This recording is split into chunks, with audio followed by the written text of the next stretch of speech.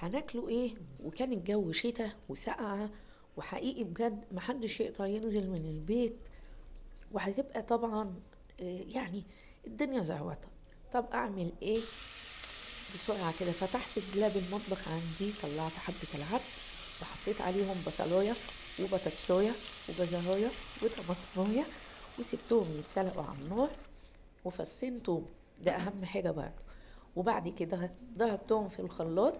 كنت محمر بصلاية وفصين توم بقى بالفلفل الاحمر وحبة شطة وحبة كمون، وطبعا الملح. بس هو لما حطيت الملح طبعا نزل على طول، ما ثبتش زي الكمون والشطة.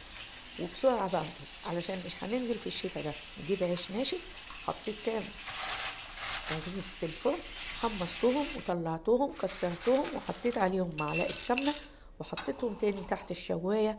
لما اتشوها يعني اتقرمشوا بقى كده وبقى طعمهم حلو. يعني بدل ما تقعدي بقى وتقليه في الزيت كتير ويبقى شارب زيت ياما، لا اعمليه بالطريقة دي والله وكان طعمه حلو قوي. وحطي بقى حبة العيش على حبة العدس كده ومخلل، مع طبق بطاطس محمر، مع طبق الشوربة بقى كده، وكانت أكلة حلوة قوي قوي الحمد لله.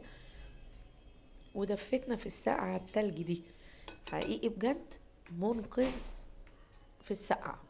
العدس أسهل حاجة وأحسن حاجة تاكليها في الجو الشتاء الجامد ده، وفعلا بيدي طاقة وتدفية جدا حلوة قوي للجسم، وحاجة بسيطة وسهلة، وأظن يعني حتى مش مكلف خالص، وموجود في كل بيت بسرعة بسرعة، ما أخدش معانا وقت. في ساعة زمن أنا كنت مخلصة الأكل خالص.